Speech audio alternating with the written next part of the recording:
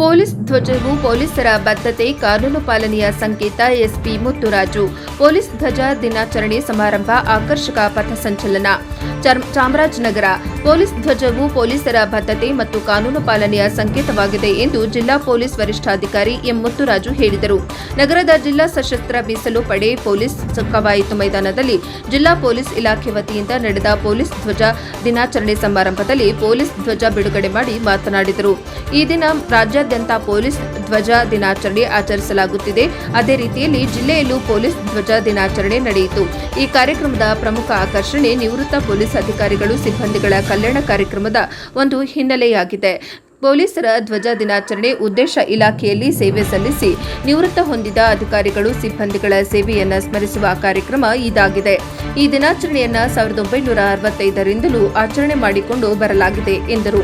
ನಿವೃತ್ತ ಪೊಲೀಸ್ ಅಧಿಕಾರಿಗಳು, ಸಿಬ್ಬಂದಿಗಳ ನಿವೃತ್ತ ಜೀವನ ಸುಖಕರವಾಗಿರಲಿ ಎಂದು ಶುಭ ಕೋರಿದರು. ಪೊಲೀಸ್ ಧ್ವಜ ಮಾರಾಟ ಮಾಡಿ ಸಂಗ್ರಹಿಸಿದ ಹಣವನ್ನು ನಿವೃತ್ತ ಪೊಲೀಸ್ ಅಧಿಕಾರಿಗಳು, ಸಿಬ್ಬಂದಿಗಳ ವೈದ್ಯಕೀಯ ವೆಚ್ಚಗಳಿಗೆ ಉಪಯೋಗಿಸಲಾಗುತ್ತೆ ಎಂದರು. ನಿವೃತ್ತ ಆರಕ್ಷಕ ಉಪನಿರೀಕ್ಷಕ ಎಚ್.ಬಿ. ಮಾದೇಗೌಡರು ಮುಖ್ಯ ಅತಿಥಿಯಾಗಿ ಭಾಗವಹಿಸಿದ್ದರು. ನಿವೃತ್ತ ಪೊಲೀಸರನ್ನು ಸನ್ಮಾನಿಸಲಾಯಿತು. ಪೊಲೀಸ್ ತುಕಡಿಗಳಿಂದ ಆಕರ್ಷಕ ಪಥಸಂಚಲನ ನಡೆಯಿತು.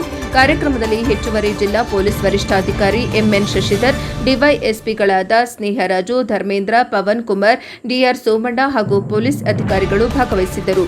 ವರದಿ ಹೊಮ್ಮ ನಂಜುಂಡನಾಯಕ, ಪ್ರಜಾಪವರ್ ಟಿವಿ, ಚಾಮರಾಜನಗರ.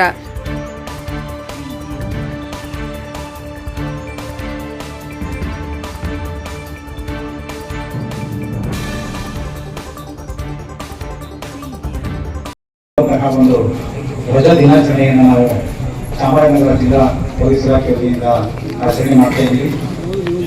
ಈ ಕಾರ್ಯಕ್ರಮಕ್ಕೆ ಸಂಪೂರ್ಣ ನೇತೃತ್ವವನ್ನು ವಹಿಸಿಕೊಂಡು ಪ್ರತಿಯೊಂದು ಹಂತದಲ್ಲೂ ಸೂಕ್ತ ಸಲಹೆ ಸೂಚನೆಗಳನ್ನು ನೀಡಿ ರೂಪುರೇಷೆಗಳನ್ನು